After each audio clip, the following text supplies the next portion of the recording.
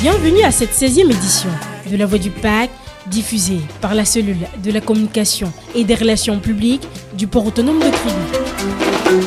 À la une de cette actualité, projet du terminal minéralier du port autonome de Kribi, bientôt les premiers minerais de fer stockés à quai. Zone industrielle intégrée du port de Kribi, un pas de géant vers l'émergence du Cameroun. Football, le PAC communie avec les anciens lions indomptables. Projet du terminal minéralier du port autonome de Kribi, bientôt les premiers minerais de fer stockés à quai.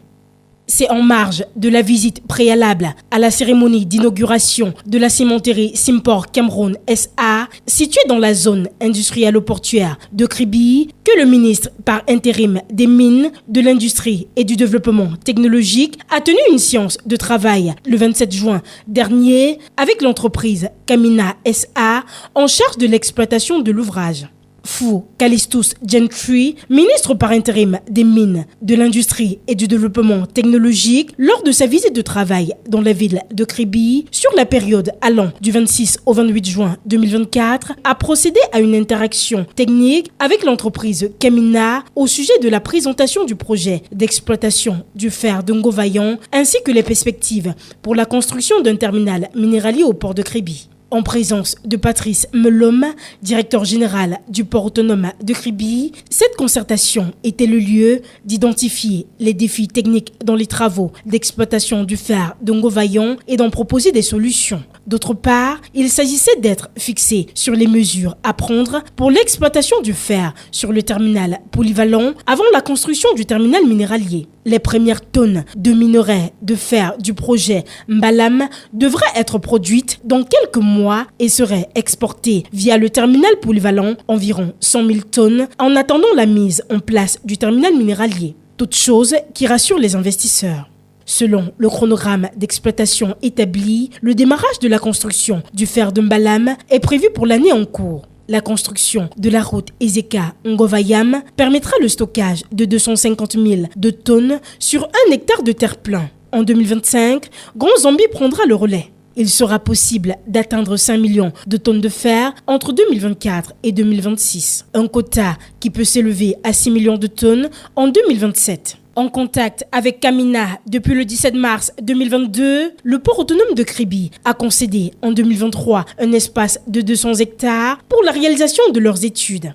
Aujourd'hui, il ressort qu'au titre des recommandations relevées à l'issue des échanges, Steven Dean de Camina attend du PAC en octobre 2024 la mise à disposition d'une zone de dépôt, la construction d'un entrepôt et des bureaux pour le bon déroulement et le suivi de leurs travaux. Pour rappel, le futur terminal minéralier du port autonome de Kribi a été dimensionné pour permettre une capacité initiale de traitement de l'ordre de 125 millions de tonnes. L'infrastructure projetée permettra notamment d'accueillir des navires vraquiers d'une capacité pouvant aller jusqu'à 300 000 tonnes, en plus des ouvrages d'accostage et des équipements de manutention côté mer. Il est prévu, côté terre, l'aménagement d'un espace d'environ 300 hectares qui inclura les aires de traitement, de stockage et d'entreposage de la marchandise, un terminal ferroviaire et différents bâtiments administratifs et de services. Les minerais de fer à traiter sur le terminal proviendront principalement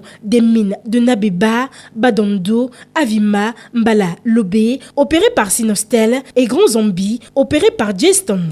En somme, la concrétisation de ce projet fera passer le port autonome de Kribi dans une autre dimension. Devenir un hub de référence au service de la mise en valeur de nombreuses ressources naturelles dont regorge le Cameroun et la sous-région dans son ensemble.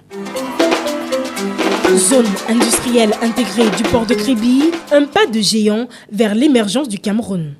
Du 1er au 3 juillet 2024, s'est tenu à Tanger, Maroc, l'atelier de restitution de l'étude de faisabilité du projet de développement de la zone industrielle intégrée du port de Kribi, en abrégé ZIP. Cet atelier marque une étape majeure dans la concrétisation de ce projet ambitieux visant à transformer le port de Kribi en un hub logistique et industriel de premier plan en Afrique centrale.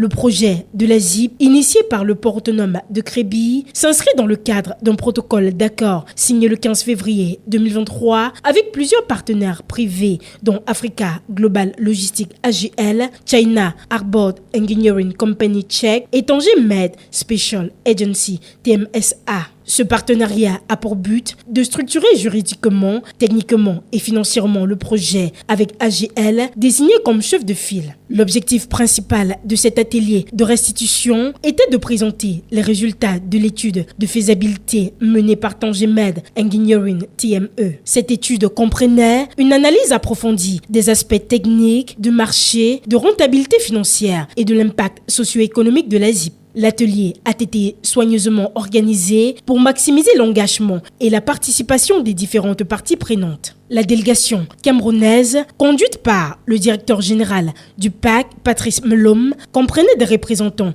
des services du Premier ministre, des ministères de l'économie, des finances, des transports, des travaux publics, de l'eau et de l'énergie, des mines, de l'industrie, de la caisse autonome d'amortissement CAA, entre autres.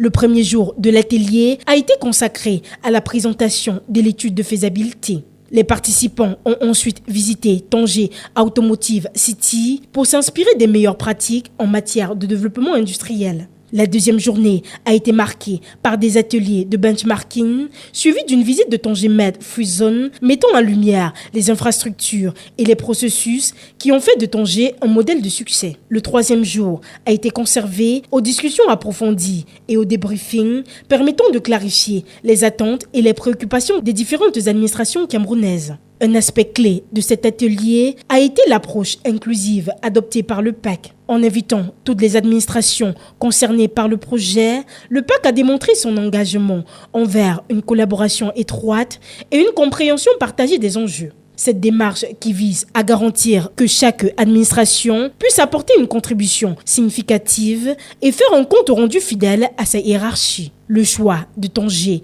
pour cet atelier n'était pas fortuit. Tanger est un modèle de réussite en matière de développement portuaire et industriel en Afrique. La visite des infrastructures de Tanger a permis à la délégation camerounaise de voir concrètement comment une telle initiative peut être mise en œuvre et réussie sur le continent. Les échanges avec les experts de Tanger ont renforcé la conviction que la réalisation de la ZIP est non seulement possible, mais également essentielle pour le développement économique du Cameroun. Le projet de la ZIP représente un investissement estimé à 505,3 milliards de francs CFA et devrait générer 50 000 emplois directs. Il vise à transformer le port de Kribi en une plateforme logistique et industrielle majeure couvrant une superficie de 1500 hectares. L'étude de faisabilité a révélé que le projet pourrait augmenter le PIB national de 4,1% à 12,9% dans un scénario conservateur et jusqu'à 20% dans un scénario volontariste. La valeur ajoutée des activités de transformation industrielle pourrait représenter entre 10%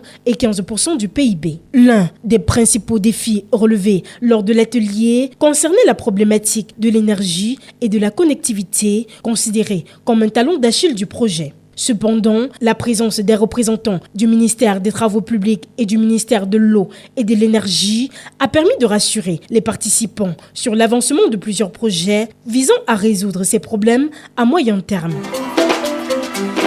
Football, le PAC communie avec les anciens lions indomptables. Le match de gala opposant les joueurs du port autonome de Kribi à quelques anciens lions indomptables le vendredi 31 juin 2024 à Kribi a été un moment de vives et intenses émotions tant pour le personnel que pour les populations de la ville de Kribi. Lorsque le bus transportant Wemelen, Achille Emana, Nicolas Alodji, Timothée Atouba, Abanda Patrice, Jean de Makoun, Tawamba, Arangimba, pour ne citer que cela, fait son entrée au stade d'Afan Mabé dans la ville de Kribi. C'est une foule en liesse constituée en grande partie du personnel du PAC qui l'accueille dans une belle clameur. Le temps, à ce moment-là, semble suspendre son vol, tant l'instant est unique, voire magique. Parce qu'en effet, une telle proximité était difficilement imaginable, une fusion aussi cordiale et amicale avec autant d'anciennes gloires qui ont écrit les plus belles pages de l'histoire du football camerounais, portant haut, très haut, les couleurs du pays. Le coup d'envoi sera donné quelques instants plus tard par le premier adjoint préfectoral représentant le préfet, le directeur général du port autonome de Kribi, Patrice Melom, le sous-préfet de Kribi 2, le promoteur de l'événement, Lucien Piado, élite de la ville qui a sollicité le PAC pour cet instant unique. Après la minute de silence, en la mémoire de l'international Landry Nguemo, tombé la veille dans un accident de voiture non loin de Yaoundé, place au match proprement dit. La crainte et l'admiration fortement dissimulées des joueurs du PAC cédera la place au dépassement de soi, au professionnalisme et à la responsabilité, comme pour faire écho aux valeurs du port autonome de Kribi. Mais pour des compétiteurs habitués à défendre les couleurs du pays, chaque match est une question d'honneur, comme le dira Achille Emana au cours de l'interview qu'il accorde à la presse. La mi-temps donnera l'occasion aux équipes de la cellule de la communication du PAC d'animer un quiz pour remettre quelques lots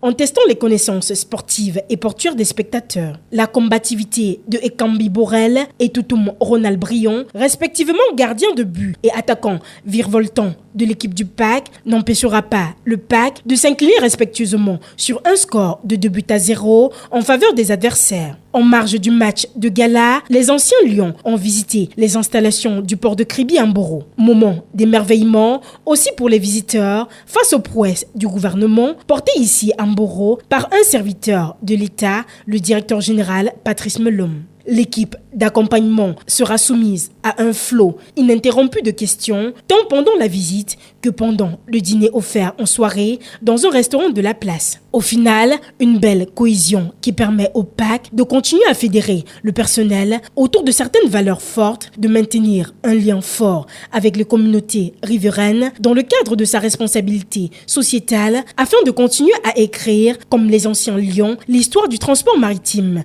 et contribuer continuellement et fortement au rayonnement de l'économie nationale, comme peut en témoigner le secteur sud 2 de la douane à Kribi, dont les recettes sont passées de 200 millions de francs CFA par mois à plus de 20 milliards grâce au port de Kribi.